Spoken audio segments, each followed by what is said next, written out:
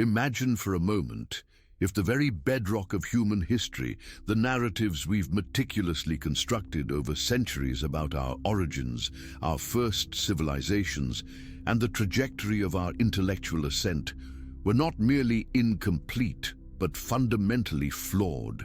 What if, buried beneath millennia of dust and silence in the sun-baked plains of ancient Mesopotamia, lay records so profound, so utterly incongruous with our accepted understanding, that their full disclosure would necessitate a complete rewrite of textbooks, museum exhibits, and perhaps even our collective identity? This is not a flight of fantasy, nor the premise of a science fiction epic. This is the enduring, unsettling whisper emanating from the clay tablets of Sumer, a civilization that blossomed with astonishing complexity in a time when, according to conventional wisdom, humanity was still taking its nascent steps out of the Stone Age. We are talking about Sumer, a land whose very existence, let alone its unparalleled achievements, was largely forgotten by the Western world for thousands of years, until archaeologists, driven by an insatiable curiosity and a tireless spirit, unearthed its buried cities in the 19th century. From the moment the first cuneiform signs were deciphered, a profound sense of cognitive dissonance began to ripple through the academic world. How could a people, emerging from what we perceive as prehistory, invent writing, the wheel, sophisticated irrigation systems, monumental architecture, intricate legal codes, advanced mathematics, and a cosmic understanding that mirrored and in some ways surpassed later civilizations, all seemingly ex nihilo? The conventional answers often felt inadequate. They spoke of rapid evolution, extraordinary genius, and unique circumstances. But what if those answers were merely scratching the surface, deliberately or inadvertently, avoiding the more challenging, more radical implications of what the Sumerians themselves claimed? The journey into Sumerian records is not merely an academic exercise. It is an expedition into the very heart of what it means to be human and where our story truly begins.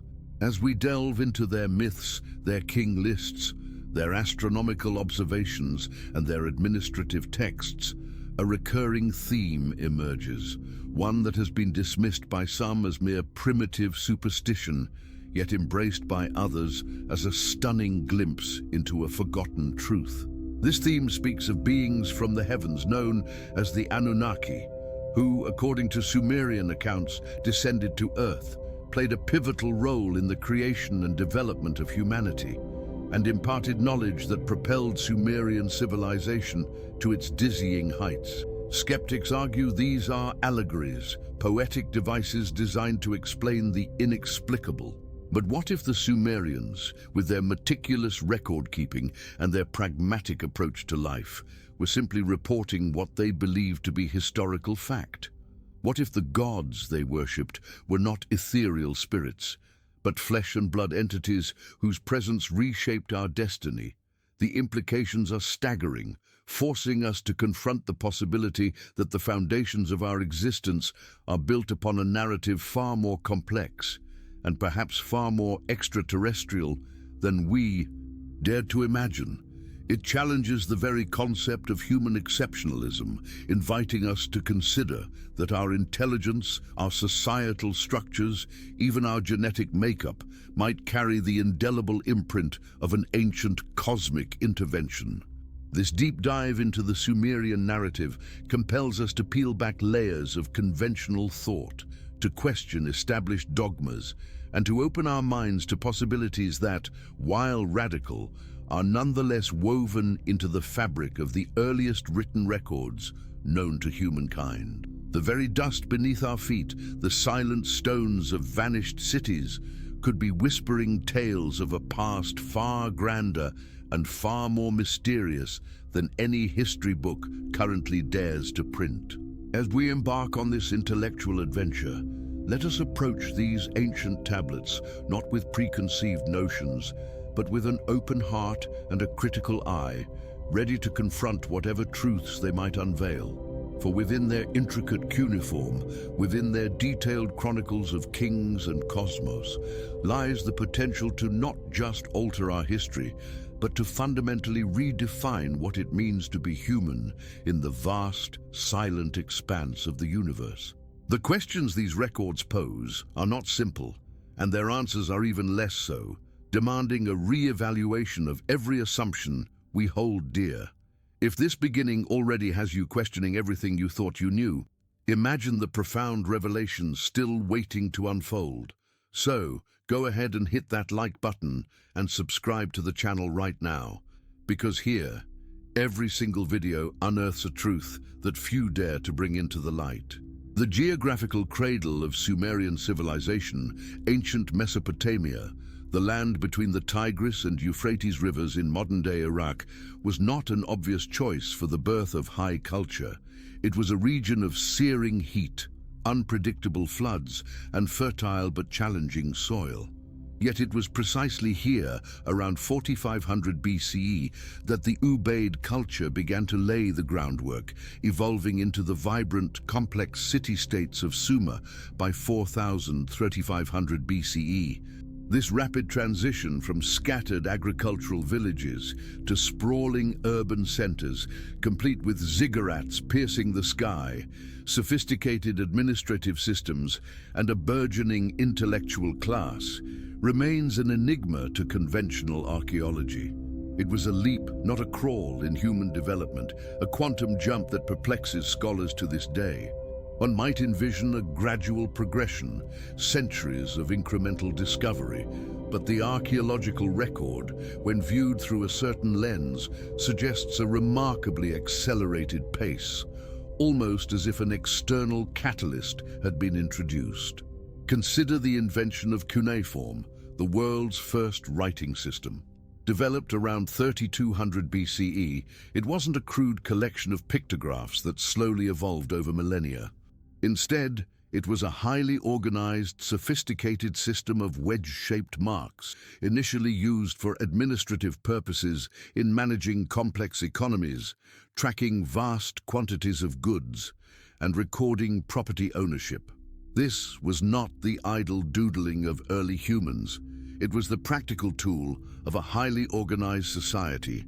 The precision and utility of cuneiform, its capacity to record complex thoughts and transactions, imply a level of societal organization and intellectual development that challenges the linear progression typically assigned to early civilizations. How did this immense leap in communication, vital for any complex society, emerge with such apparent suddenness? Who taught them? Or did they, through an act of collective genius, simply stumble upon this revolutionary technology? The Sumerians themselves offered an explanation, one that mainstream academia often sidesteps. They were taught. They claimed their knowledge, their advancements, and their very societal structure were gifts from the Anunnaki, those who from heaven came to earth. Read. The narratives surrounding the Anunnaki are not confined to a single obscure text. They permeate the very core of Sumerian literature, from their creation myths like the Enuma Elish to epic poems recounting the heroic deeds of kings and demigods. These stories are remarkably consistent in their depiction of these beings, powerful, long-lived, and possessing advanced knowledge and technologies. They are described as intervening directly in human affairs, guiding early rulers, establishing legal frameworks, and even engaging in conflicts among themselves that sometimes spilled over onto Earth. The details are strikingly vivid, painting a picture that deviates significantly from the ethereal, abstract deities of later religions. The Anunnaki are portrayed with very human-like qualities and flaws. They eat, drink, marry, fight, and even fall in love. Yet they operate on a cosmic scale, traveling between planets and commanding forces beyond human comprehension. This blend of the mundane and the divine creates a narrative that feels less like pure myth and more like a detailed, albeit ancient, historical account. The challenge for modern interpreters is to sift through these ancient narratives, distinguishing between what might be metaphorical and what could be literal. But for many, The sheer volume of corroborating detail, the consistency across disparate texts, and the tangible archaeological evidence of Sumerian ingenuity that seems to defy earthly explanation make it difficult to dismiss these accounts outright as mere flights of poetic fancy. If the Sumerians were indeed simply imagining these beings, their collective imagination was remarkably unified and remarkably prescient, anticipating scientific and technological concepts that would only be rediscovered millennia later.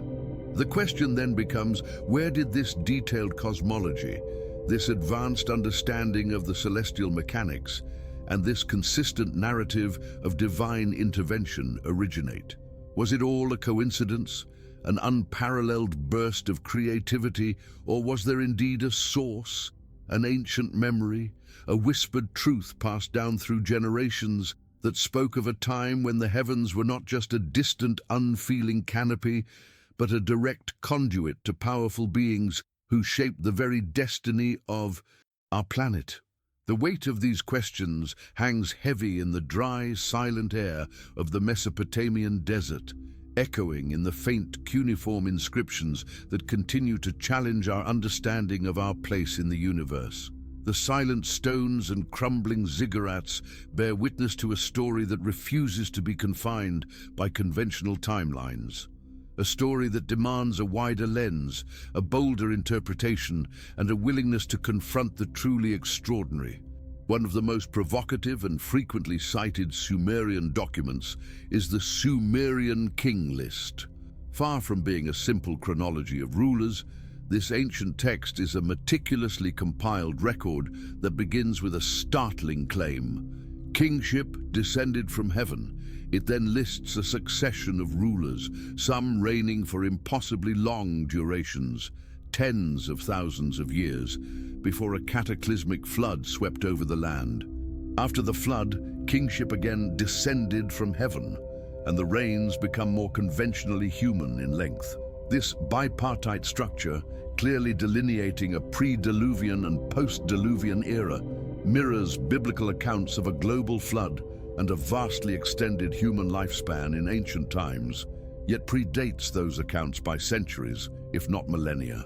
The sheer specificity of the King List, naming individual rulers and their cities, lends an air of historical credibility to what might otherwise be dismissed as fantastical myth. It challenges the notion that ancient peoples were incapable of precise historical record-keeping, suggesting instead a sophisticated system for preserving their lineage and their understanding of their own origins. But it's the astonishing durations of the pre-Diluvian reigns that truly captivate and confound. Alulim, the first king, is said to have ruled for 28,800 years, Enmenluana, the third, for 43,200 years. These figures, astronomical by human standards, are often rationalized by mainstream scholars as symbolic, perhaps representing dynasties rather than individual reigns, or reflecting a different temporal understanding. However, alternative interpretations suggest something far more literal. What if these kings were not human as we understand them, but the Anunnaki themselves, or at least beings with vastly extended lifespans, perhaps even an advanced race that guided early humanity? If one posits the Anunnaki as the source of kingship, then their exceptionally long lifespans would fit perfectly within the framework of their perceived divinity and advanced nature. It reframes the King List from a quaint myth to a potential historical document detailing the early governance of Earth by non-human entities. The list's insistence that kingship descended from heaven is a recurring motif that cannot be easily ignored. It is not merely a poetic flourish, but a foundational tenet of Sumerian political and religious ideology. It established the divine right of kings, connecting earthly governance directly to a celestial origin. This concept permeated Sumerian society, from the construction of massive ziggurats designed as stairways to heaven, to the rituals performed by priests and priestesses who served as intermediaries between humanity and the gods. The entire societal structure was built upon the premise of this celestial descent, a premise that, if taken literally, could fundamentally alter our understanding of early human political organization and the very source of authority. It begs the question, if kingship descended from heaven, what exactly was descending? Was it an abstract concept, or was it a tangible presence that established these systems? The flood narrative within the Sumerian King List also holds profound implications. It clearly states that after the initial long-reigning kings, the flood swept over and kingship was again lowered from heaven after the flood. This sequence mirrors not only the biblical Genesis account, but also numerous other flood myths found in cultures across the globe, from indigenous American tribes to ancient Chinese legends. The commonality of a global cataclysmic flood, described with such consistency across disconnected civilizations, challenges the notion of independent cultural development. While geological evidence for a single global flood event remains contentious, the cultural memory of such an event is undeniably potent. The Sumerian account, being one of the oldest and most detailed, provides a crucial timestamp and narrative framework that suggests a shared ancient memory of an event that reshaped the world and consequently human civilization. It serves as a stark reminder of humanity's precarious existence and the cyclical nature of destruction and rebirth. Have you ever considered how profoundly these ancient texts might actually converge with modern scientific theories about ancient cataclysms? Share your thoughts in the comments below, and let us know if these details are stirring up new perspectives for you. Beyond the explicit claims of the Sumerian King List, the very fabric of Sumerian cosmology, as revealed in countless tablets, speaks volumes about a profound and sophisticated understanding of the cosmos. Their astronomical texts display an astonishing level of detail and accuracy regarding planetary movements, constellations, and celestial phenomena. They had a sexagesimal, base 60 number system, which made complex calculations easier, and they tracked cycles of the moon and sun with remarkable precision. This knowledge was not merely observational, it was integrated into their religious beliefs, their agricultural practices, and their daily lives. The positions of stars and planets were considered indicators of divine will, influencing everything from the timing of planting crops to the inauguration of kings. Their detailed star charts and planetary ephemerides raise a crucial question. How did a civilization, lacking telescopes or advanced optical instruments, achieve such an intricate and accurate grasp of astronomy?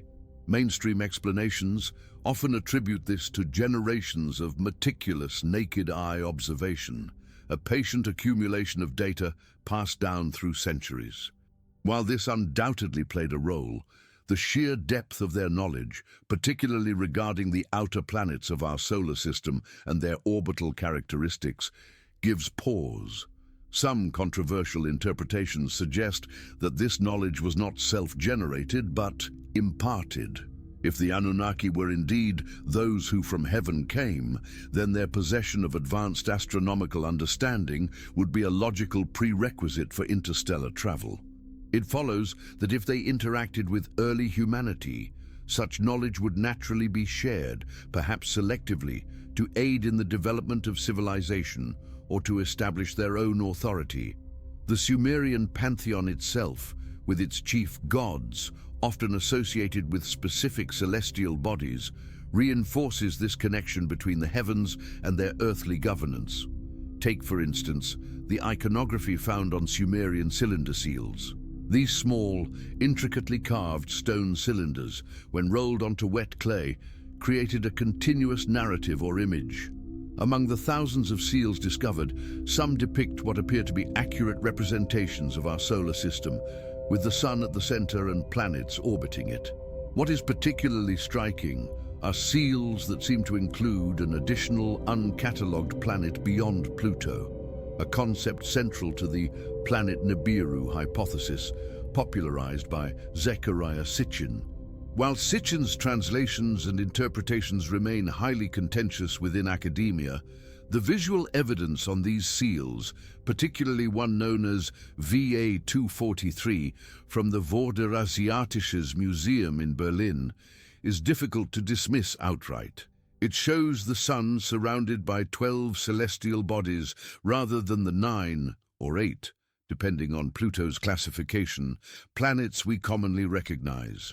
For those who subscribe to the Anunnaki narrative, this extra planet is often identified as Nibiru, the home planet of the Anunnaki, which, according to their cosmology, enters our solar system on a long elliptical orbit, bringing its inhabitants closer to Earth. The debate surrounding these astronomical depictions highlights the chasm between conventional archaeological interpretation and alternative theories. Mainstream scholars tend to view such depictions as artistic representations, symbolic arrangements, or even misinterpretations of natural phenomena rather than literal astronomical charts. They argue that attributing modern scientific knowledge to ancient peoples based on ambiguous iconography is anachronistic and lacks sufficient corroborating evidence. However, proponents of the alternative view counter that the precision in other aspects of Sumerian culture, their mathematics, their architectural feats, their detailed record-keeping, suggests a people capable of literal representation, especially when it came to something as vital as their understanding of the cosmos and the origins of their gods. The sheer consistency of the heavenly origins theme, coupled with these potentially advanced astronomical depictions, creates a narrative puzzle that continues to challenge, intrigue, and sometimes exasperate those who seek to fully unravel the Sumerian legacy. The very stars that adorned their night sky and which they meticulously catalogued might hold the key to a story far more intricate than we've ever allowed ourselves to believe. The ancient clay, etched with symbols, silently guards secrets of cosmic proportions, waiting for an open mind to decipher its true meaning. The intricate tapestry of Sumerian mythology, far from being a collection of whimsical fables, presents a coherent and detailed narrative of creation, purpose, and interspecies interaction. Central to this narrative are the Anunnaki, beings depicted with both immense power and human-like motivations. According to Sumerian texts such as the Atra-Hasis epic and the Enuma Elish, humanity was not merely an accident of evolution or the spontaneous creation of an omnipotent deity. Instead, mankind was explicitly designed and created by the Anunnaki, specifically for a singular pragmatic purpose, to serve them. The story recounts how the Anunnaki, having descended to Earth, found themselves burdened by arduous labor, particularly mining for precious metals. They needed a workforce, and after much deliberation, the goddess Ninti, also known as Ninhursag or Mama, and Enki, the god of wisdom and water, undertook the task of creating Lulu, the primitive worker, by mixing the essence of a god with clay. This creation myth, when interpreted literally, has staggering implications. It suggests that humanity, or at least a specific lineage of early humans, was not a product of natural selection alone, but a genetically engineered species tailor-made to fulfill the needs of an advanced extraterrestrial civilization. The essence of a god could be interpreted as genetic material, DNA, or some other biological component from the Anunnaki infused into existing hominid stock.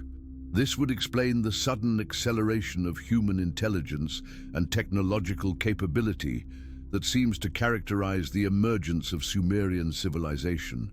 It would also provide a radical answer to the persistent question of the missing link in human evolution, proposing that a crucial step in our development was not a natural evolutionary jump, but an intelligent intervention. The narrative of humanity as a purpose-built species rather than an accidental marvel challenges deeply held philosophical and religious tenets about human autonomy and our place in the universe. The purpose for which humanity was allegedly created, to mine gold and other metals, is another point of considerable debate. Why would an advanced civilization capable of interstellar travel need human labor to extract resources? Conventional wisdom would suggest they would possess technologies to automate or effortlessly accomplish such tasks. However, some theories propose that the Anunnaki's technology, while advanced, might have been different, or perhaps they faced specific resource constraints.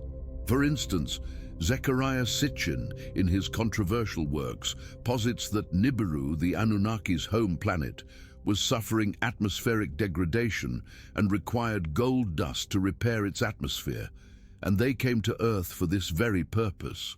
While this specific theory lacks mainstream scientific backing, the underlying premise that the Anunnaki had a material need that human labor could fulfill remains a consistent thread in Sumerian texts. It paints a picture of a practical, resource-driven relationship between gods and humans, rather than one purely based on spiritual devotion. The detailed nature of these creation narratives, describing the processes, the discussions among the Anunnaki, and the eventual outcome, sets them apart from the more abstract creation stories of other cultures. They provide a step-by-step account, almost like an ancient scientific report, albeit one couched in the language of divinity. The presence of specific Anunnaki figures, such as Enki and Ninhursag, actively participating in the creation process, personalizes the narrative and makes it feel less like a symbolic allegory and more like a recounted event.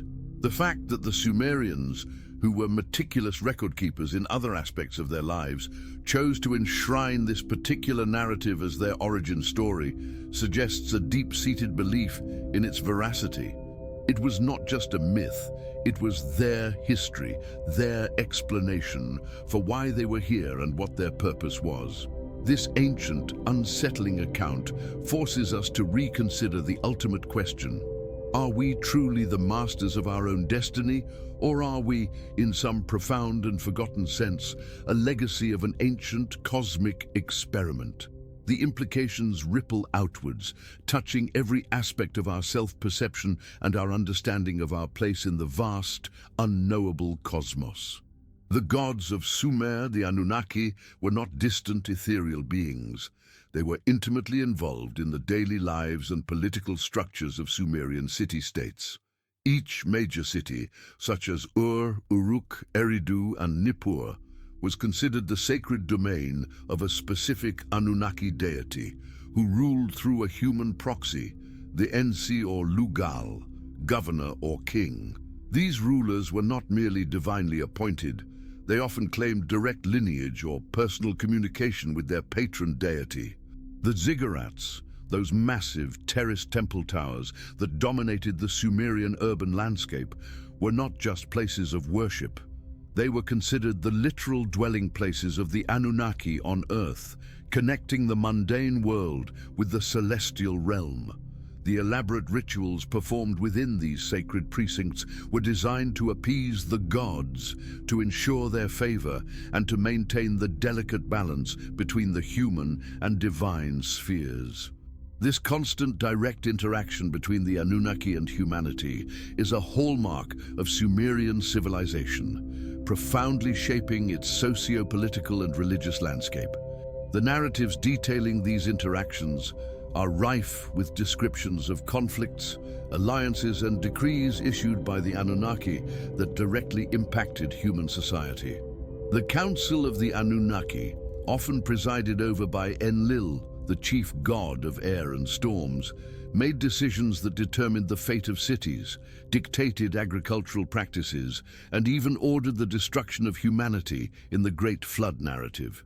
These decisions were not arbitrary. They were often presented as being based on specific reasons, grievances, or strategic objectives, giving the Anunnaki a very tangible, almost bureaucratic quality. This portrayal lends further weight to the idea that they were not abstract spiritual entities, but powerful, organized beings with their own agenda and internal politics, operating on a scale far grander than human comprehension. Their power was unquestionable, but their motives were often understandable, even relatable from a human perspective, hinting at a shared, albeit unequal, existence. Consider the role of the me, a concept central to Sumerian civilization. The me were divine decrees or powers, essentially a comprehensive set of universal laws and cultural institutions, encompassing everything from kingship, priesthood and justice, to arts, crafts and sexual intercourse. These me were initially held by Enki, but were famously transferred to the goddess Inanna, Ishtar, in the myth Inanna and Enki, detailing her cunning acquisition of these vital aspects of civilization. The me were not abstract philosophical concepts. They were concrete, definable principles that governed every aspect of Sumerian life. The Sumerians believed that their civilization, with all its advancements and intricacies, was a direct result of these me, bestowed upon them by the Anunnaki. This suggests a top-down approach to societal development, where the fundamental building blocks of culture and governance were not organically evolved by humans, but were rather gifts or even instructions from a higher authority. This perspective radically alters the traditional view of human innovation. Instead of human genius spontaneously inventing writing, laws, or metallurgy, the Sumerian narrative suggests these were learned arts passed down from the Anunnaki. It explains the sudden appearance of advanced technologies and social structures in Sumer without a clear evolutionary precedent.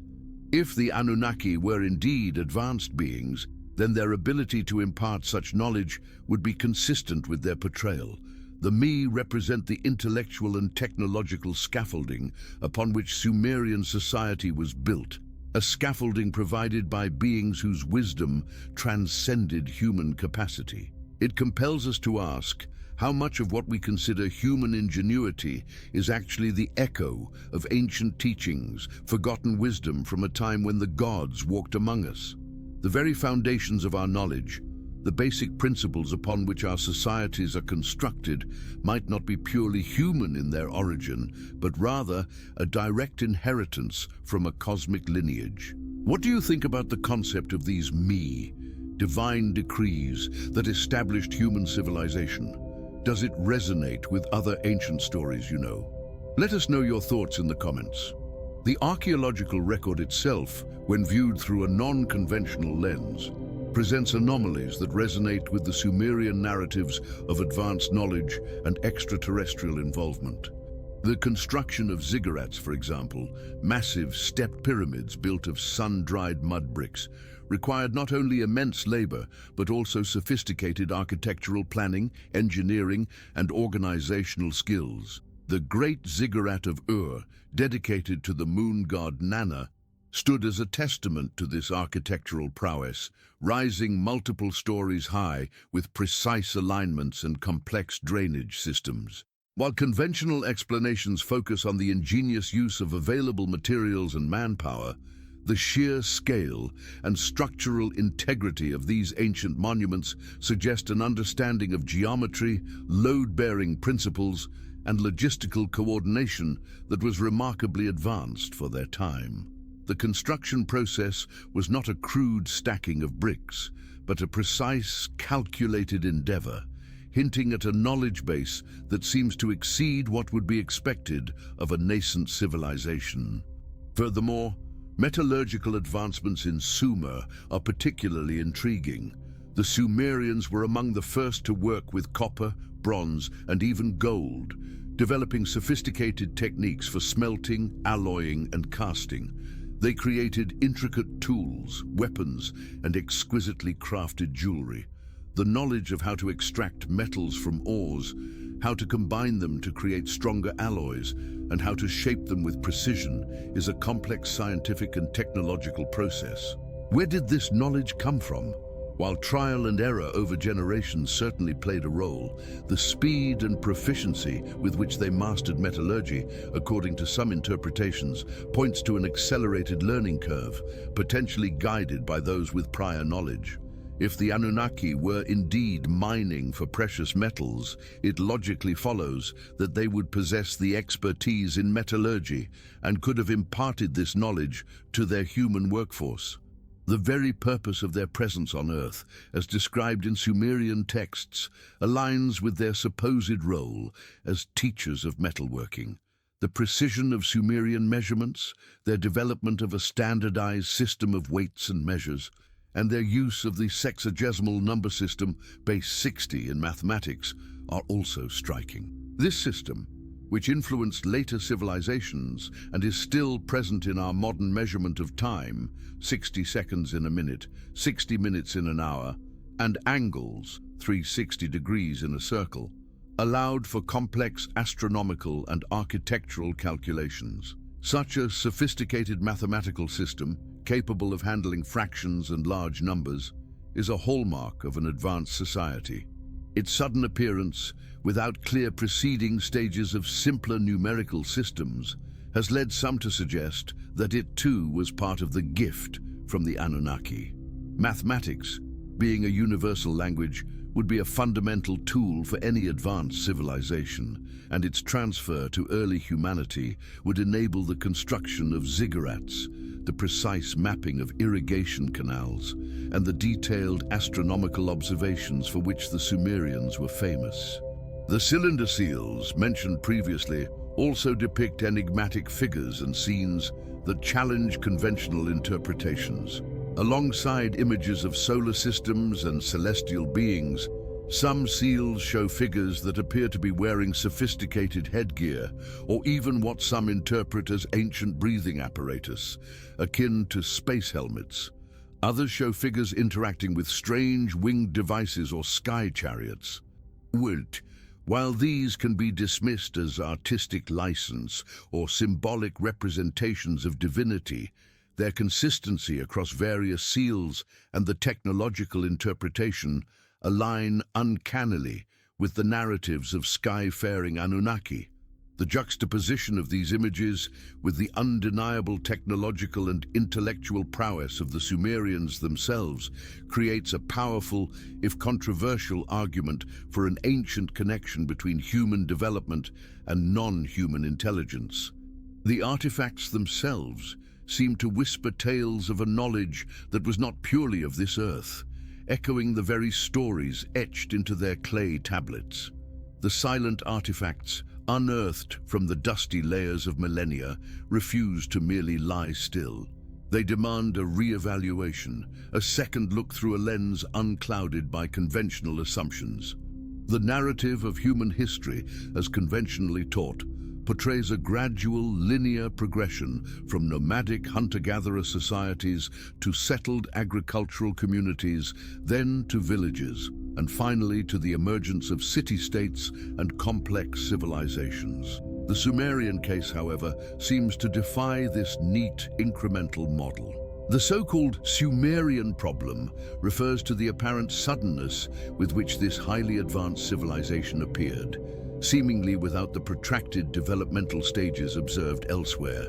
While archaeological evidence exists for earlier cultures in Mesopotamia, the leap to Sumerian complexity, with its writing, urbanism, sophisticated governance, and advanced technology, appears remarkably accelerated.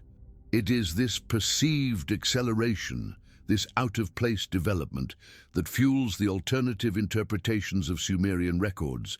If humanity evolved naturally, driven by internal innovation, why does Sumer seem to skip several steps in the evolutionary ladder of civilization?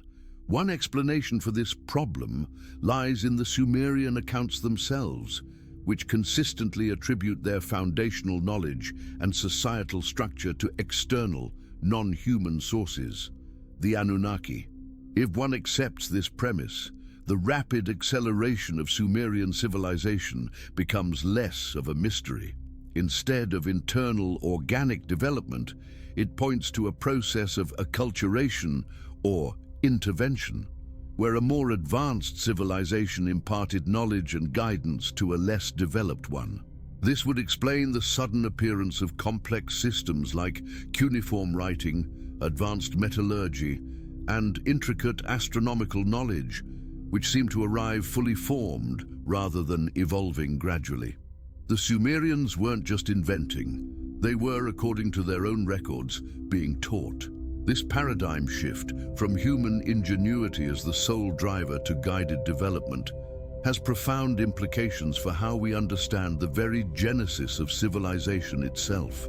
Consider the role of the Apkallu, 7 sages who, in Mesopotamian mythology, were sent by the god Enki to establish culture and give civilization to humanity before the Great Flood. These fish-like beings, often depicted wearing fish cloaks or bird costumes, are said to have emerged from the primeval waters, bringing wisdom and teaching crafts to early humans. They were the ones who taught humanity agriculture, writing, and the building of cities. Again, the theme of external benefactors bestowing knowledge is explicitly stated. While often interpreted as mythical figures symbolizing wisdom for those seeking a more literal interpretation, the Apkallu could represent agents or emissaries of the Anunnaki, perhaps genetic engineers or cultural instructors who actively guided early human development. The imagery of fish-like beings could be symbolic of their aquatic origins. Enki was the god of water, or even a stylized representation of protective suits or unfamiliar forms. The consistency of these narratives, from the Anunnaki as creators to the Apkallu as teachers, paints a compelling, if controversial, picture of directed human progress.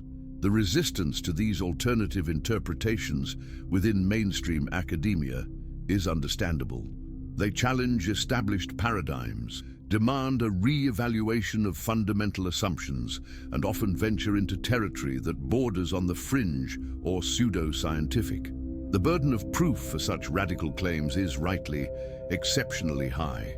However, the dismissal of these interpretations as mere myth or superstition also creates a circular argument, where any evidence supporting the alternative is automatically categorized as imaginative rather than potentially factual. The beauty, and perhaps the frustration, of the Sumerian records lies in their ambiguity and their power to provoke. They invite us to step beyond comfortable explanations and to consider narratives that, while unsettling, might offer a more complete, albeit unconventional, understanding of our shared past. The silence of the desert winds, rustling through the ruins of Ur and Uruk, seems to carry an ancient challenge, a call to look deeper, to listen more carefully, and to question everything we think we know about the dawn of human civilization. The more one delves into the specifics of Sumerian texts, the more difficult it becomes to neatly categorize their accounts as mere poetic fancy. They possess a consistency and a level of detail that demand serious consideration. The concept of ancient astronauts, while a modern term, finds significant resonance within the Sumerian tablets, particularly when examining their descriptions of the Anunnaki's mode of travel. Numerous texts and iconographic representations depict the Anunnaki as possessing the ability to traverse the heavens, traveling between Earth and their home planet. They are often associated with winged discs, sky chariots, or fire rockets, imagery that some interpret as ancient descriptions of spacecraft. While mainstream archaeology typically views these as symbolic representations of divine power or celestial bodies, proponents of the ancient astronaut theory see them as literal, albeit poetic, accounts of advanced technology. The Sumerians, after all, meticulously recorded what they observed, and their descriptions of the Anunnaki's vehicles are often quite precise, detailing their ascent, descent, and the sounds they made. Consider the Epic of Gilgamesh, one of the oldest surviving works of literature, which recounts the adventures of the semi-divine king of Uruk. In his quest for immortality, Gilgamesh journeys to the land of Dilmun to seek Utnapishtim, the survivor of the Great Flood. This journey is not a simple walk. It involves traversing vast distances, encountering formidable guardians, and passing through celestial gates. While overtly mythological, the story is filled with references to interactions with gods, who possess powers and modes of transport that seem to transcend earthly limitations. The very notion of traveling to the abode of the gods implies a physical journey, not just a spiritual one. The language used, while ancient, often lends itself to interpretations of technological prowess rather than purely magical abilities. For a civilization that developed the wheel and sailed rudimentary boats, the concept of traveling through the heavens in a craft implies a significant departure from their own technological reality, suggesting a first-hand observation or a detailed account of another, more advanced culture's capabilities. Another fascinating element is the Sumerian understanding of time and cycles, which is intrinsically linked to their astronomy and cosmology. Their long count calendar, their sophisticated calculations of lunar and solar cycles, and their apparent knowledge of planetary orbits all point to an awareness of time on a cosmic scale. This temporal perspective, which includes the impossibly long reigns of pre-Diluvian kings and the cyclical return of Nibiru, aligns with the idea of a civilization that operates on a much grander timescale than humanity. If the Anunnaki were indeed long-lived beings from another planet with a vast orbital period, their perception of time would naturally be different from ours. This cosmic understanding of time, woven into the fabric of Sumerian narratives, further supports the hypothesis that their knowledge base was informed by a civilization with a fundamentally different technological and temporal framework. It's not just that they had advanced astronomy, they had a cosmic understanding of existence itself, a perspective that is hard to reconcile with a nascent civilization. The consistent narrative of descent from heaven is not unique to the Sumerian King List. It recurs in various texts, myths, and even daily invocations. The term Anunnaki itself, literally meaning those who from heaven came to earth, is a powerful, self-explanatory descriptor. It's not those who were born in the clouds or those who are spirits of the sky. It's a direct, unambiguous statement of origin.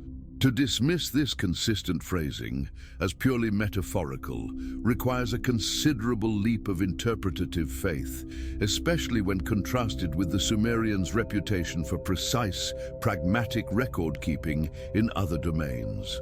If a people are meticulously recording their grain inventories, their legal contracts, and their astronomical observations with painstaking accuracy, why would their foundational myths about their origins and their gods be entirely divorced from any literal truth? The weight of this linguistic and thematic consistency argues powerfully against a purely symbolic interpretation, compelling us to consider the possibility that the Sumerians, in their own words, were telling us exactly where their gods came from. This fundamental aspect of their culture, etched into every facet of their being, creates an undeniable undercurrent of cosmic origin. After exploring these descriptions of celestial travel and the consistent descent from heaven narrative, what's your gut feeling? Does this sound like metaphor or something more? Let us know your thoughts in the comments. The translation and interpretation of Sumerian cuneiform is a monumental task, fraught with challenges that contribute to the ongoing debate about the nature of their ancient records. Unlike simpler alphabetic systems, cuneiform is logographic, syllabic, and sometimes phonetic, meaning a single sign can represent a word, a syllable, or a sound, depending on context. This inherent complexity, coupled with the age and often fragmentary nature of the clay tablets, requires immense scholarly expertise and careful contextual analysis. Different epigraphers and linguists can arrive at varying interpretations of the same text, leading to legitimate academic disagreements. This is precisely where much of the controversy surrounding the Anunnaki narratives arises. Mainstream scholars often emphasize the mythological and allegorical aspects, viewing the gods as personifications of natural forces or human traits. They interpret narratives of descent from heaven as metaphors for divine inspiration or cultural advancement. However, alternative interpreters, such as Zechariah Sitchin, argue for a more literal reading of the texts. Sitchin, whose extensive work involved retranslating and synthesizing numerous Sumerian, Akkadian, Babylonian, and Assyrian texts, posited that the ancient Mesopotamians were explicitly describing real events and real beings. He maintained that his translations revealed a consistent, coherent narrative of extraterrestrial beings, the Anunnaki, who visited Earth from a distant planet, manipulated early human genetics, and established early civilizations. His work, presented in books like The 12th Planet, became immensely popular outside academic circles, sparking widespread interest in the ancient astronaut theory. While Sitchin's methodology and conclusions have been vehemently criticized by mainstream Assyriologists for alleged mistranslations, cherry-picking evidence, and speculative interpretations, his work undeniably brought the Sumerian records into the public consciousness and forced a reconsideration of their implications. The academic critique of Sitchin and similar theorists is robust. Scholars point to numerous instances where his translations deviate significantly from accepted linguistic consensus, where he extrapolates grand theories from single ambiguous words, or where he ignores contradictory evidence. They argue that attributing modern technological concepts like rockets or genetic engineering to ancient texts is anachronistic and represents a projection of contemporary ideas onto a vastly different cultural context. For mainstream scholars, the Sumerian narratives are best understood within their own cultural and religious framework, where gods are spiritual entities or powerful metaphors, not literal visitors from other planets. The debate often boils down to a fundamental difference in approach, one seeking explanations within the confines of known human history and cultural development, the other willing to entertain possibilities that transcend those boundaries. Yet, even with these criticisms, the questions raised by the alternative interpretations continue to resonate. The sheer persistence of the descent from heaven motif, the advanced astronomical knowledge, the sudden rise of civilization, and the detailed creation narratives all contribute to an enduring sense of unease with purely conventional explanations. It forces us to ask, what if the Sumerians, in their own way, were simply reporting what they observed or what had been passed down to them through generations? What if the mythological language was the only way they had to articulate phenomena they couldn't fully comprehend, or technology they couldn't replicate?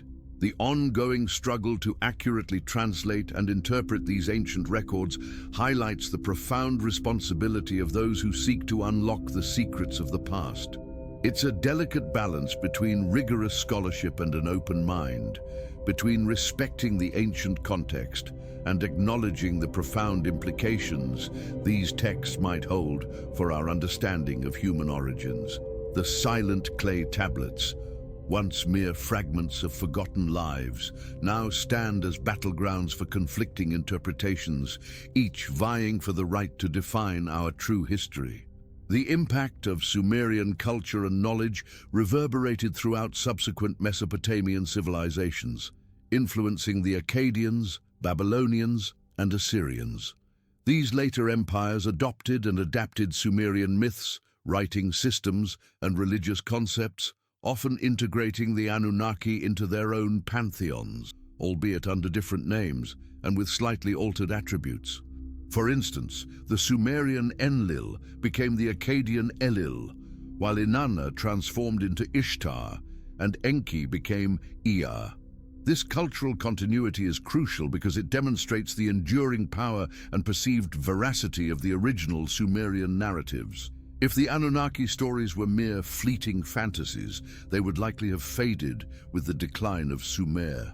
Instead, they were meticulously preserved, translated, and revered for thousands of years, becoming foundational elements of later Mesopotamian religious and historical understanding. This sustained reverence suggests a deeper significance than mere folklore. It points to a deeply ingrained belief in the historical reality of these beings and their influence. The Babylonian creation epic, the Enuma Elish, for example, is heavily based on Sumerian prototypes, recounting the creation of the cosmos and humanity, and the establishment of order by the gods. While it features Babylonian deities like Marduk, the underlying narrative structure and many thematic elements, including the concept of warring gods and the creation of humanity for service, clearly draw from older Sumerian sources. Similarly, the Epic of Gilgamesh was widely circulated and translated across Mesopotamia, evolving slightly in different versions, but always retaining its core narrative of a king's quest for immortality and his encounters with powerful, non-human entities.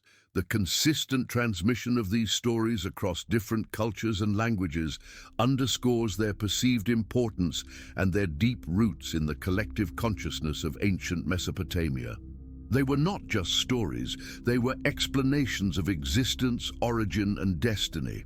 Furthermore, the legal codes developed in Sumer, such as the Code of Ur-Nammu, predating Hammurabi's famous code by several centuries, established precedents for justice, property rights, and social order that profoundly influenced later legal systems. These codes were often attributed to divine inspiration or direct commands from the gods, reinforcing the idea that governance and law were not purely human constructs, but were divinely sanctioned. The Anunnaki were portrayed not just as creators, but as cosmic legislators, establishing the very framework of human society.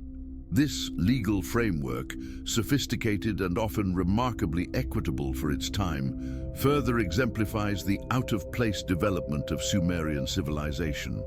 How could such intricate legal and ethical systems arise so early, if not through a combination of inherent human wisdom and, potentially, external guidance? The Sumerians took their laws seriously, and the divine origin of these laws was a central tenet of their societal order. The persistent themes of cosmic origins, divine intervention, and humanity's subservient role continued to shape Mesopotamian thought for millennia. Even as empires rose and fell, the echoes of Sumerian narratives resonated, influencing their art, their literature, and their understanding of the universe. This continuity is a critical piece of the puzzle. It's not just that the Sumerians wrote these accounts. It's that subsequent powerful civilizations found them so compelling and so foundational that they incorporated them into their own identities. This suggests that the stories of the Anunnaki were not easily dismissed or forgotten. They were considered integral to understanding the world. This profound cultural legacy, rooted in the narratives of celestial beings, continues to challenge the conventional understanding of ancient history, suggesting that the earliest written accounts hold a key to a story far more complex and far-reaching than we generally allow ourselves to consider. The sheer endurance of these narratives, surviving wars, conquests, and the passage of empires, speaks volumes about their perceived truth and their deep impact on the human psyche. One of the most persistent criticisms leveled against the literal interpretation of Sumerian texts, particularly regarding the Anunnaki, is the argument that ancient peoples simply lacked the conceptual framework to distinguish between scientific fact and mythological allegory. From this perspective, their narratives, replete with talking animals, flying chariots, and gods interacting directly with humans, are products of a pre-scientific mind attempting to explain the inexplicable through personification and supernatural phenomena. The sun's daily journey across the sky becomes the god Shamash, traversing the heavens in his chariot. Storms are the wrath of Enlil, This view asserts that to project modern scientific or technological concepts onto these ancient stories is anachronistic and fundamentally misunderstands the cultural context in which they were created. It's seen as imposing a modern worldview onto a primitive one, distorting the original meaning. However, proponents of alternative interpretations counter that this argument itself can be dismissive of ancient intelligence. While the language of myth and metaphor was undoubtedly a powerful tool for ancient storytellers, it doesn't automatically negate the possibility of underlying factual observations, even if expressed through an archaic lens. They argue that the Sumerians, with their demonstrated mathematical and astronomical precision, were capable of careful observation and logical deduction within their own framework. If they consistently described beings from heaven who imparted knowledge and possessed advanced capabilities, perhaps they were simply reporting what they understood to be true, even if their descriptive language was limited by their available vocabulary and conceptual understanding. What if the flying chariots were the closest they could come to describing what we now call spacecraft? What if fire rockets were their way of depicting propulsion? The specific details in many Sumerian texts often go beyond simple allegorical explanations. For example, the description of creation in the Atrahasis epic, or the accounts of the Anunnaki's internal debates and struggles, contain elements that are remarkably consistent and almost clinically detached, even within their divine context. These aren't vague poetic musings, they are detailed, almost procedural accounts. The meticulous record-keeping in other aspects of Sumerian life, their precise economic ledgers, legal documents, and detailed astronomical charts, suggests a culture that valued accuracy. Why would they be rigorously factual in one domain and entirely fantastical in another, especially when describing something as fundamental as their origins? This inconsistency in interpretation becomes a critical point of contention. Moreover, the argument that ancient cultures simply couldn't conceive of advanced technology becomes weaker when one considers the persistent presence of out-of-place artifacts, upat, found globally, which suggests sophisticated knowledge or technology existed in ancient times that defies conventional timelines. While many upats are controversial or have been debunked, the sheer number of instances where ancient ingenuity seems to exceed expected capabilities keeps the debate alive. The Sumerian case, with its textual evidence, stands as one of the most compelling examples where the written record itself challenges the primitive mind assumption. It asks us to consider whether our modern condescension towards ancient intellect might be blinding us to profound truths embedded within their narratives. The challenge is to find a way to bridge the gap between ancient expression and modern understanding without dismissing either as inherently flawed. Considering the Sumerians' documented precision in other areas, do you lean more towards a purely mythological view of the Anunnaki, or could there be a literal interpretation hiding in plain sight? Share your perspective below.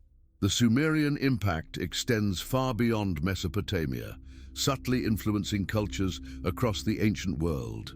The flood narrative, a cornerstone of Sumerian mythology, finds echoes in the biblical account of Noah's Ark, the Greek myth of Deucalion and Pyrrha, and countless other deluge stories from diverse cultures, often with striking similarities in detail, such as the sending of birds to test the receding waters.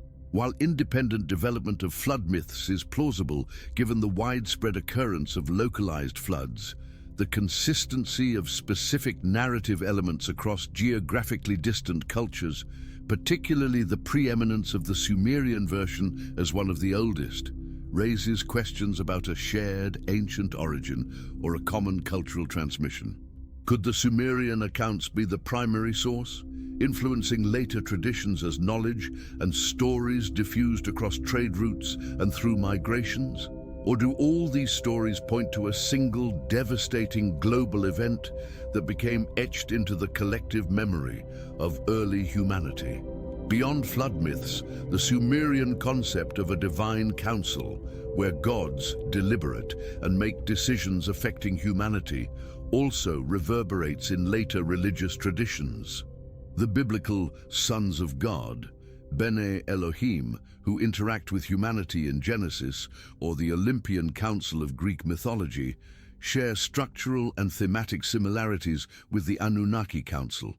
This suggests a common archetype of celestial governance, a shared framework for understanding the interaction between the divine and the human, which may have originated or been heavily influenced by Sumerian cosmology. The idea of multiple distinct deities with specialized functions, often engaging in complex social dynamics among themselves, becomes a recurring pattern in the pantheons of later civilizations. This pervasive influence is not merely accidental. It speaks to the foundational nature of Sumerian thought and its profound capacity to shape subsequent cultural and religious development. Furthermore, the very concept of a written historical record, meticulously detailing kings, events, and divine interventions, can be traced back to Sumer. Their king lists, chronicles, and epic poems laid the groundwork for historical writing, providing a model for how civilizations could preserve their past and legitimize their present. The emphasis on detailed accounts, even when narrating extraordinary events, instilled a tradition of record-keeping that became essential for the development of complex societies. The Sumerians understood the power of the written word, not just for administration, but for shaping collective memory and transmitting knowledge across generations. This intellectual legacy, often overlooked in favor of more dramatic claims, is perhaps one of Sumer's most significant contributions to humanity. The very idea of history itself. The implications of Sumerian influence on later cultures are profound. If their narratives of the Anunnaki were indeed taken literally by their contemporaries and by subsequent civilizations, then the notion of extraterrestrial involvement in human history might have been a foundational belief for much of the ancient world. This would transform our understanding of ancient religions, myths, and even early scientific endeavors, viewing them not as purely human constructs, but as responses to, or reflections of, an ancient interaction with beings beyond Earth. It recontextualizes the gods of antiquity, moving them from the realm of pure spiritual abstraction to potentially tangible, albeit powerful entities who left an indelible mark on the course of human development.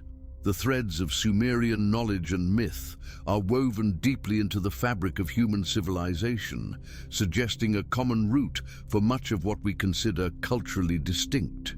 This ancient echo continues to challenge our contemporary views, insisting that we look beyond superficial differences and consider a shared, deeper narrative of our origins.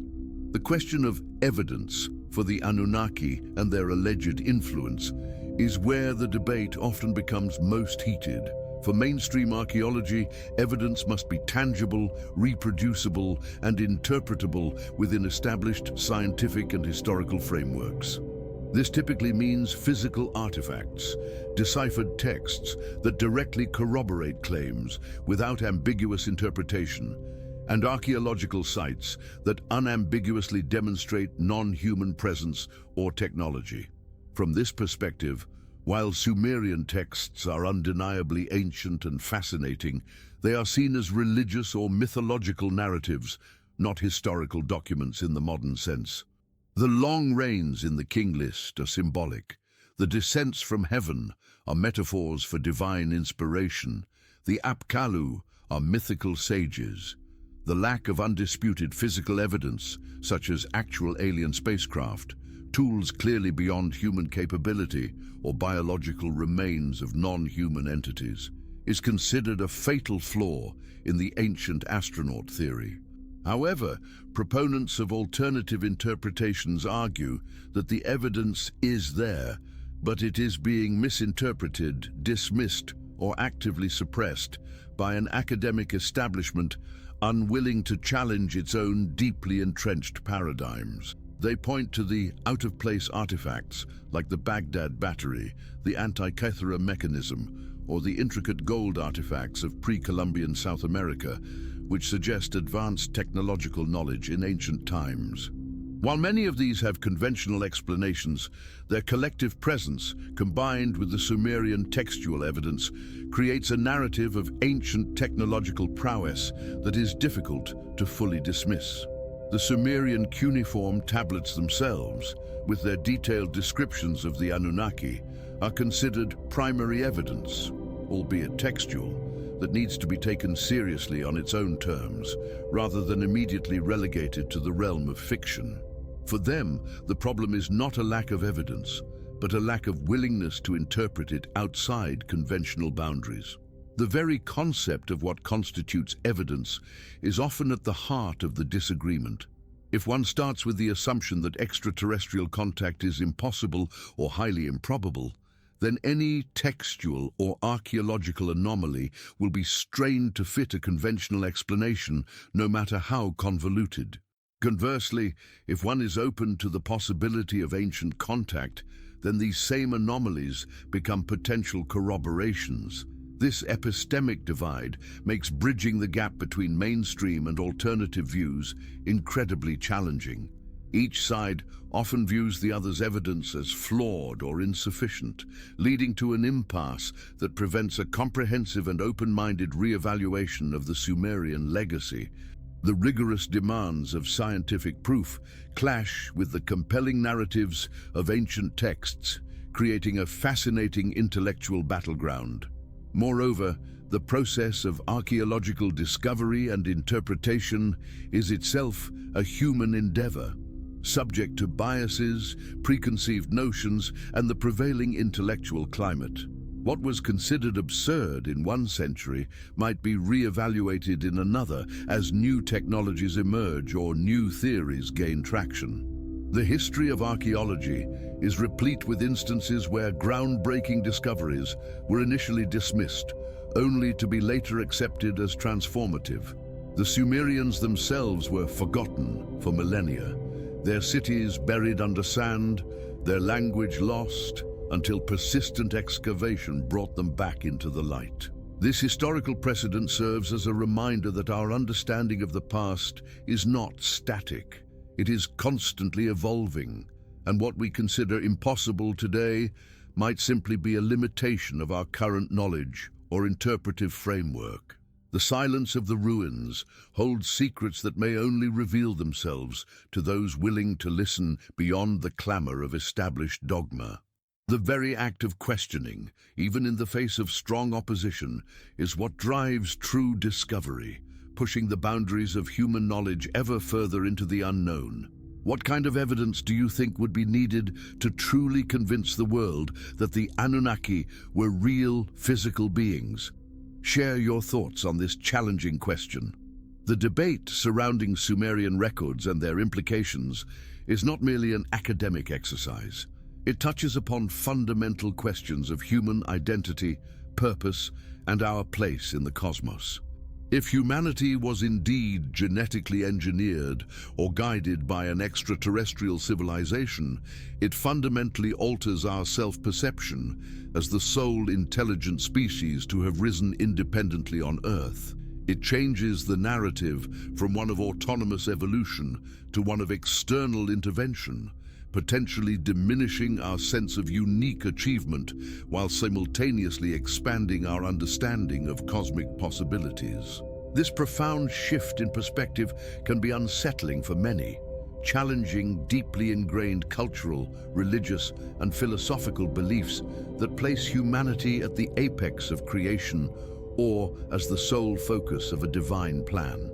The psychological impact of such a revelation, were it ever definitively proven, would be immense, reshaping everything from our theological frameworks to our scientific curricula. The implications for religion are particularly potent.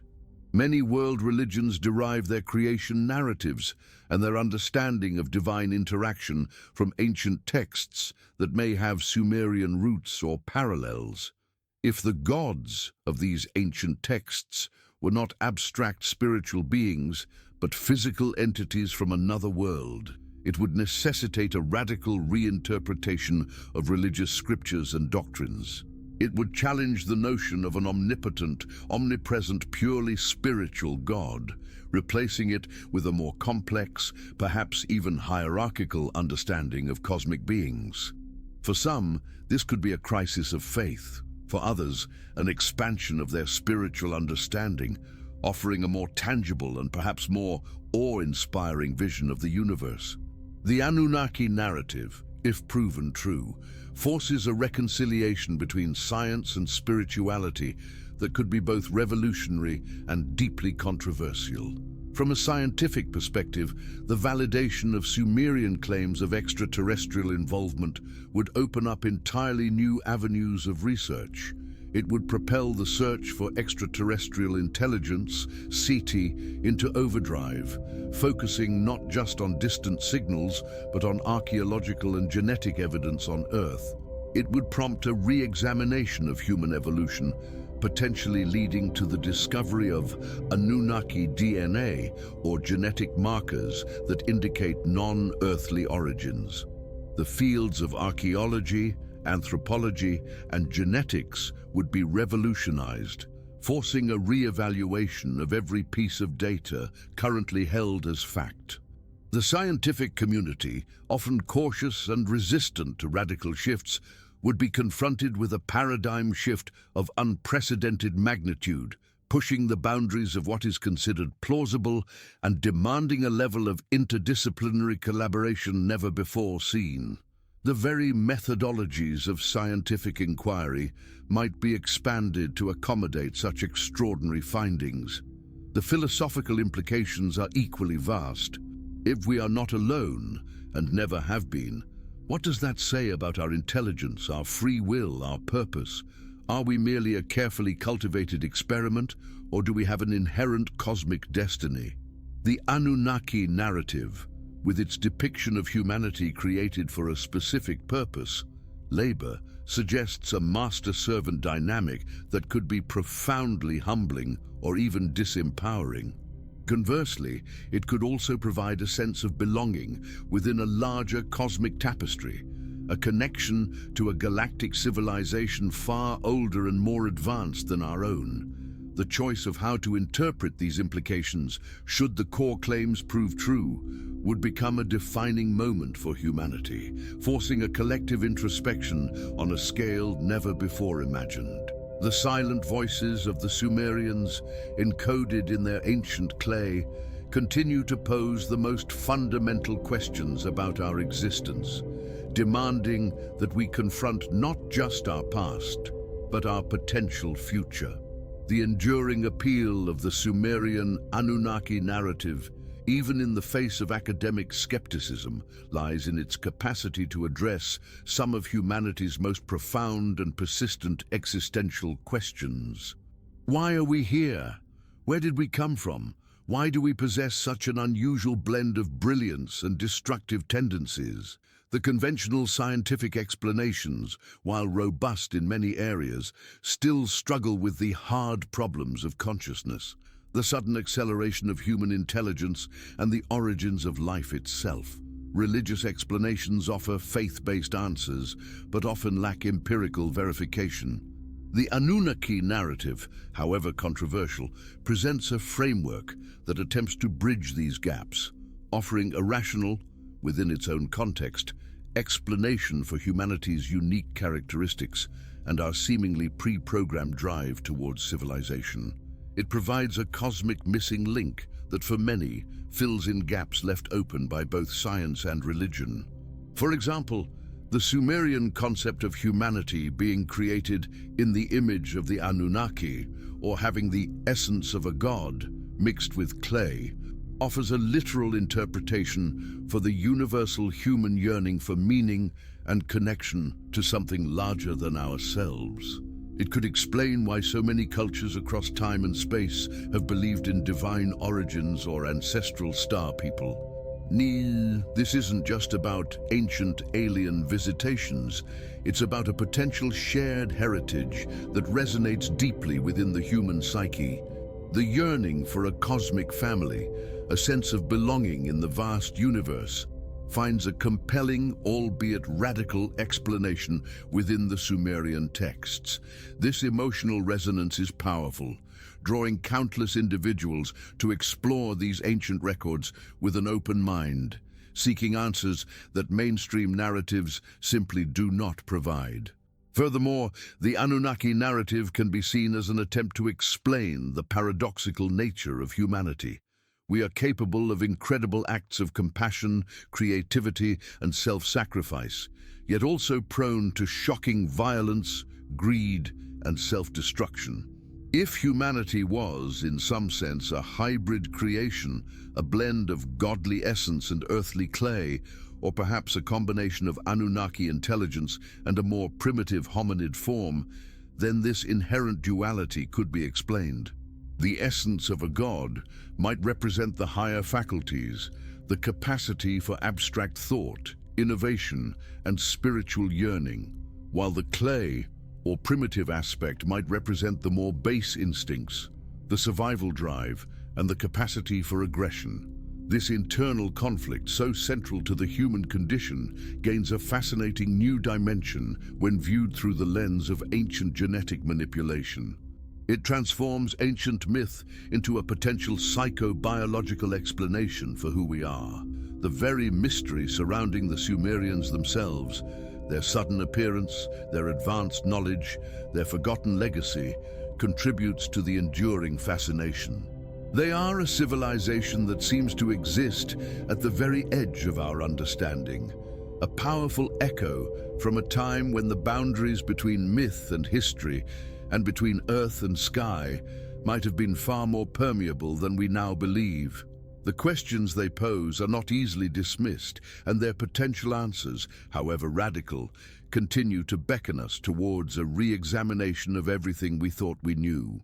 The silent, crumbling bricks of their cities and the etched symbols on their clay tablets whisper tales of a cosmic past that refuses to be silenced, urging us to consider a broader, more adventurous narrative for the story of humanity.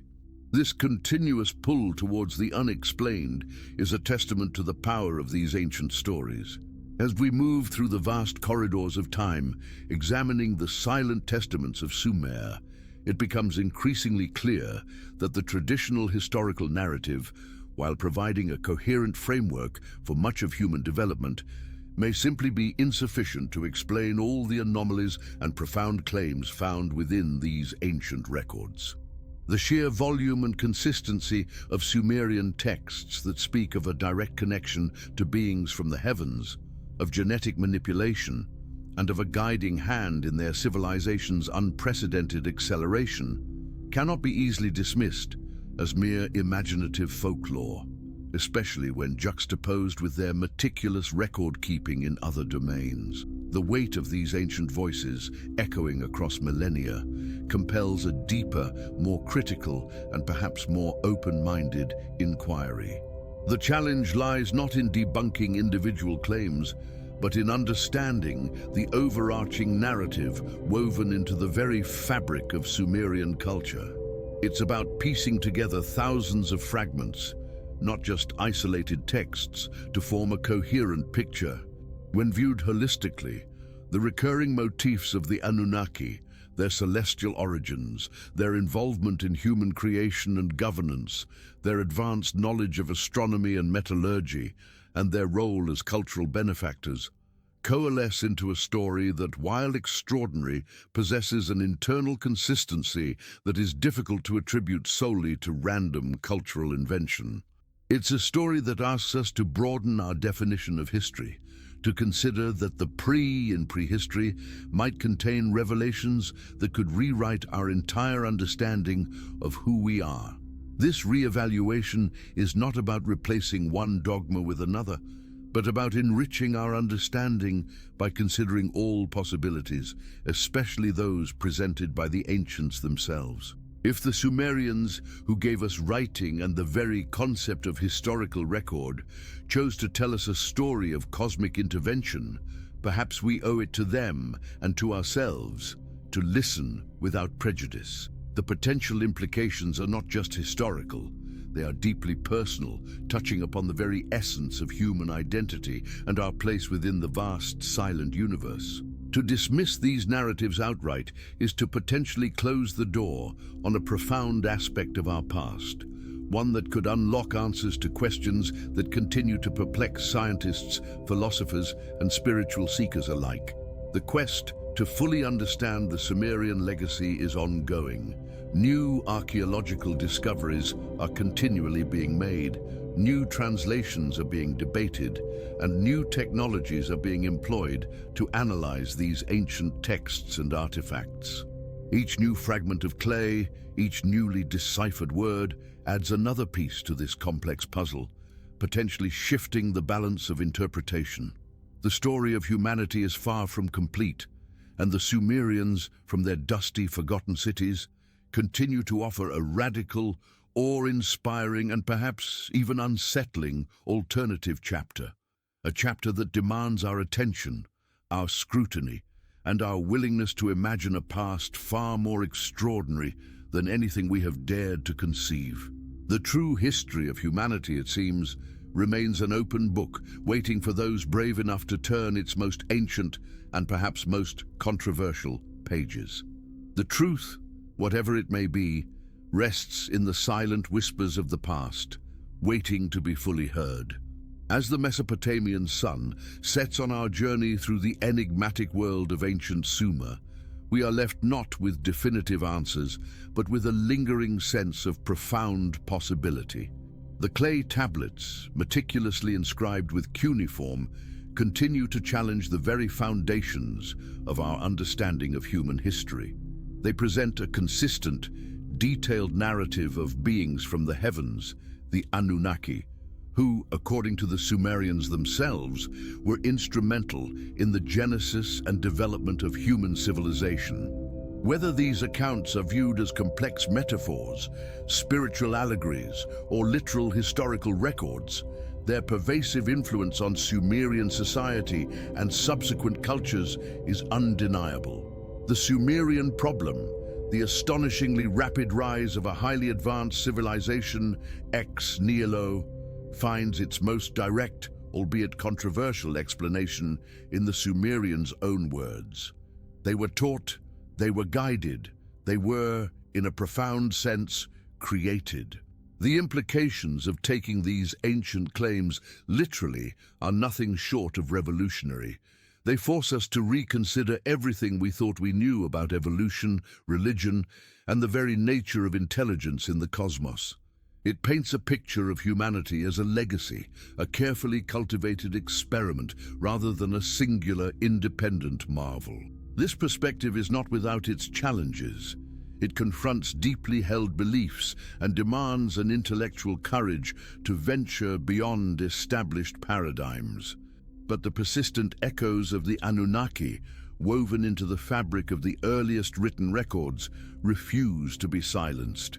They beckon us to look deeper, to question more fiercely, and to remain open to the possibility that the story of humanity is far grander, far more interconnected, and far more cosmic than our current textbooks would suggest.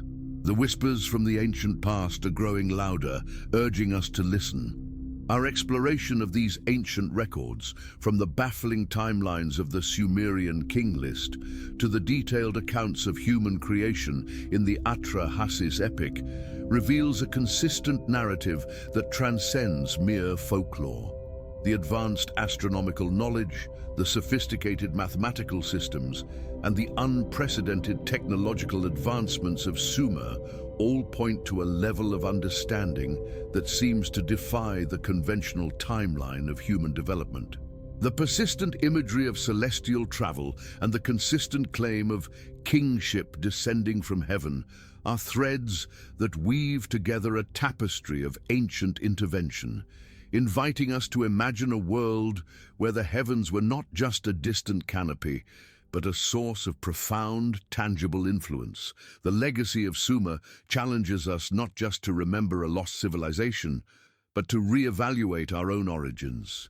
The journey into ancient Sumer is a journey into the heart of a cosmic mystery, a puzzle whose pieces are slowly but surely being unearthed. The true story of humanity might be far more complex, far more interconnected with the vastness of the universe than we have ever dared to imagine. It is a story that requires an open mind, a critical eye, and a willingness to embrace the extraordinary. The profound questions posed by the Sumerians remain. Are we truly alone? Was our creation a divine miracle, a cosmic experiment, or a blend of both? The answers perhaps lie not in distant stars, but buried beneath the dust of our own planet, etched into clay tablets that refuse to stay silent. If this content has opened your mind, comment below, "I made it to the end." This helps us understand who is truly seeking knowledge beyond the surface. Like the video, subscribe to the channel now and hit that notification bell, because the upcoming episodes will delve even deeper. And don't leave without clicking the next video on screen. It's the continuation of this extraordinary journey.